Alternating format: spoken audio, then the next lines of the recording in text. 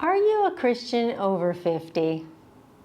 Are you looking for a way to get in better shape or feel better in your body?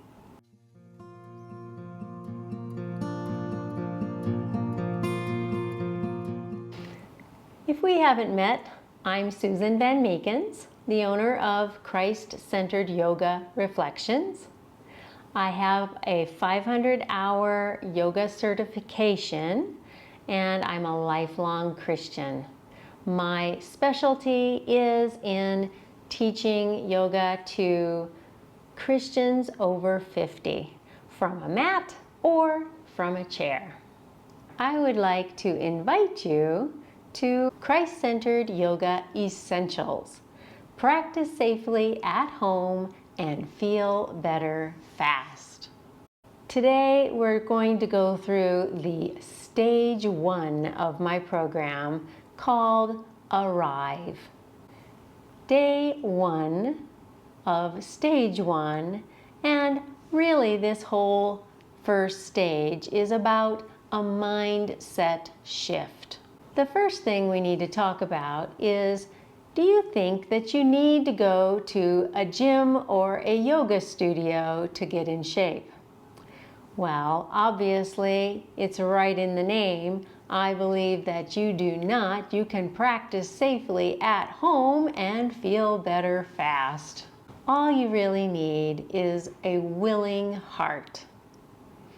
If you're willing, you can accomplish so much at home and much more economically than going to a gym or a yoga studio. If you are a Christ-centered yoga student, you should know that we put God first and always acknowledge that God is present with us in our yoga practice. God first. Also, we honor our bodies and renew our strength. The second most important thing that you would think about as a new yoga student is the importance of the breath. It really is the secret to peace in your soul. We say God is as close to us as our breath. We just need to remember to be conscious of using the breath to feel His nearness to us. We call it the breath of life. And Christians know that God breathed life into all of humanity, as told in the book of Genesis. So one thing we do in our practice often is breath prayers.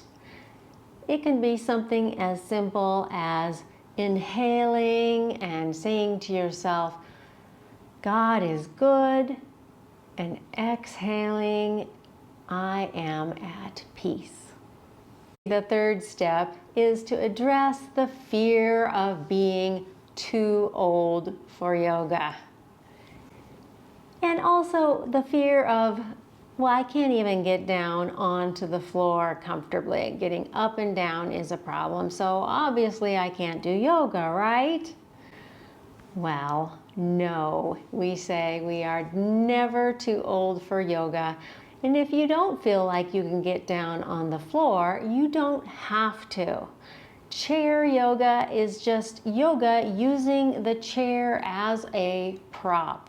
You can do just about everything that you can on the mat from a chair, just modifying for your body. One thing that yoga helps us to do is to be fully present.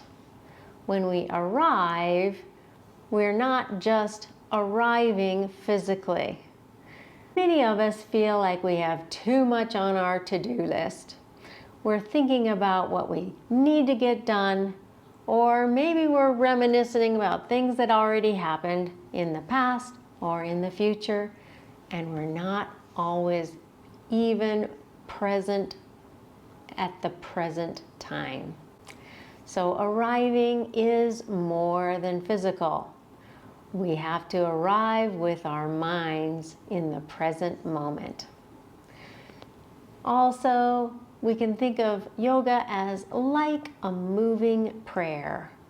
When we move our bodies along with our prayer, it helps those words, the scriptures, just sink in and stick.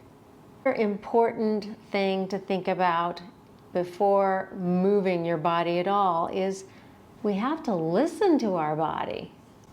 Your bodies are a temple, as told in the Bible. We are temples of the Holy Spirit.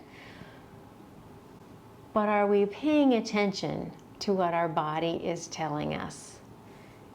With yoga, first and foremost, we have to think about what our body is saying. Even if the instructor is saying to do something, if it's not right for your body will let you know. Pain is the body's signal to stop. Not just effort. Effort is good, but pain means stop and modify. So you learn to listen to your body when you practice yoga. Next is this idea of embodiment.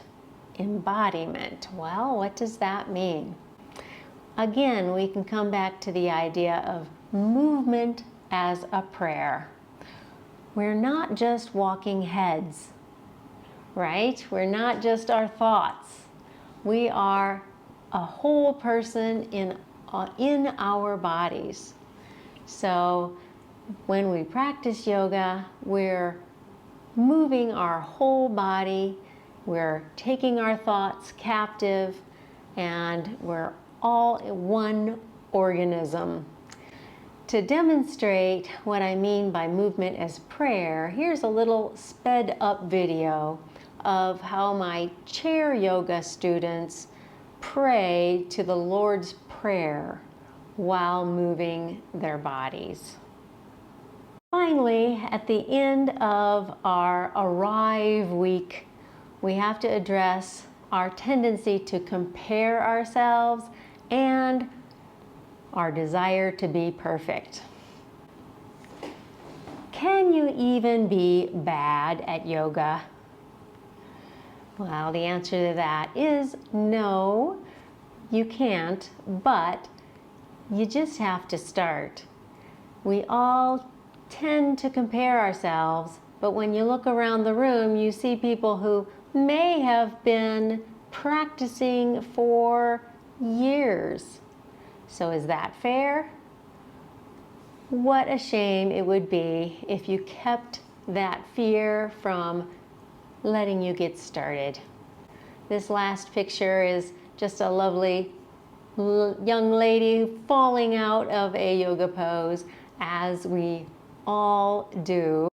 So don't be afraid to start, and knowing that you're not perfect. We call that having a beginner's mind in yoga, and that is actually a very good thing. I am extending this invitation to you to sign up for my free online workshop. We'll be diving a little deeper into all of these ideas and some of the myths and misconceptions around Christ-centered yoga. Click the free 50+ waitlist in the description of this video. The first workshop is scheduled for February 2026, but if you're seeing this video after that time, I will be continuing to offer these workshops in the future. So get your name on that list, and I will be looking forward to seeing you soon.